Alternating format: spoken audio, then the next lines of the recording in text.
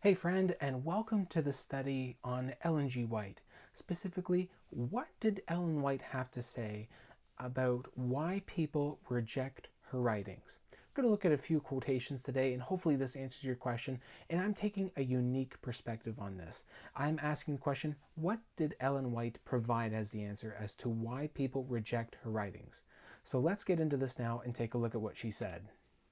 Here she writes in Volume 4 of the Testimonies, investigation reveals the fact that they had some sinful habit that God has condemned through the testimonies. The question to be answered is, shall I reject the testimonies because they reprove my sins? Wow. So why do people reject the testimonies? It's because they don't like what they read in them. Because it reproves their sinful habit. They don't want to let the sinful habit go.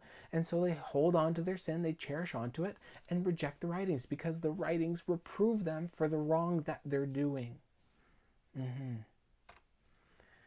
Sinful indulgences are cherished, the testimonies are rejected, and many excuses which are untrue are offered to others as the reason for refusing to receive them. The true reason is not given. It's a lack of moral courage, a will strengthened and controlled by the Spirit of God to renounce hurtful habits. Notice that there? They do not have the strength, a will, to resist sinful habits. And so because they don't have that will or that strength, they make an excuse or many excuses of why they don't want to read the writings or other reasons why they don't want to change. And so excuses are offered. And this is the problem. We should never make excuses for sin. Whenever we're reproved, we have to turn away from sin. All right. She says, in the testimonies are specified the very sins of which they are guilty. Hence, they have no desire to read them. Really clear, isn't it? If the preconceived opinions or particular ideas of some are crossed in being reproved by testimonies, they have a burden at once to make plain their position to discriminate between the testimonies, defining what is Sister White's human judgment and what is the word of the Lord. Really interesting. There are people today who say, okay, this is Sister White's opinion and this is divine. In the writings, they say this is her opinion and this is the word. And they'll make a division. And so the stuff that they like to hear, the stuff that they want to hear, they say, okay, that's divine. The stuff they accept, that's divine. The stuff that they reject, that's that lady's opinion. That's the approach that they have. Sadly, it's really sad. It says everything that sustains their cherished ideas is divine, and the testimonies to correct their errors are human, just Sister White's opinions. So you can reject them, right? That's the idea. Wrong. Right? Question is, do you require a person to believe the testimonies before baptizing him and receiving him into church fellowship? This is a question that may be posed to me because I know many people who watch my channel know I'm a pastor.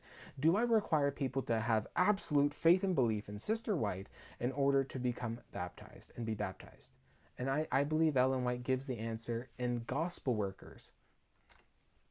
In Gospel Workers, page 279, she says, there should be no trial or labor with those who have never seen the individual having visions and who have had no personal knowledge of the influence of the visions. So think about it, okay? You and I, if you're watching this, you've never seen Ellen White have visions and stuff. Yes, there's written about her, right? And about her having visions and dreams and performing miracles in a sense with her voice. But we've never seen it with our eyes, right? And many of us, it takes us a physical appearance or something to believe, just like doubting Thomas. And so Ellen White, she elaborates on this some more. She says, such should not be deprived of the benefits and privileges of the church if their Christian course is otherwise correct and they have formed a good Christian character. So here it is. Yes, some people doubt Ellen G. White and some people accept her. And some people kind of take two approaches where they accept and reject. They accept what they like and reject what they don't like. The point is, if a person has never seen the visions or the dreams and stuff like that, and never seen her, alive doing those things, yeah, it's hard for some people to believe. And so if these people who are doubting but have good Christian characters and are firmly following Jesus and the Word of God with all their heart, then they should not be deprived of church membership.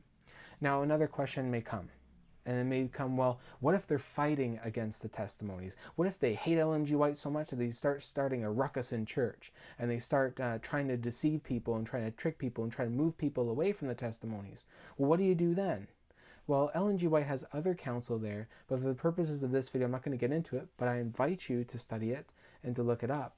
Is that she says basically we need to deal with those types of people. If there are people who are trying to drive people away from the testimonies and trying to diminish their influence, then they need to be dealt with, those people. And they need to be dealt with in a good Christian way, and they need to be labored for. And if they continue to take a very anti-Ellen G. White stance, and they take a very sort of a satanic stance where they try to move people away subtly from the writings and from Ellen G. White, then we have to definitely talk to them, and definitely, if it gets really bad, consider church discipline or some other remedial matters. So that's my perspective, and this is my little study for you. I hope and I pray this has been good for you. If you like this video, don't forget to like, subscribe, and share what you think down below in the comments. All right, God bless you until we study again.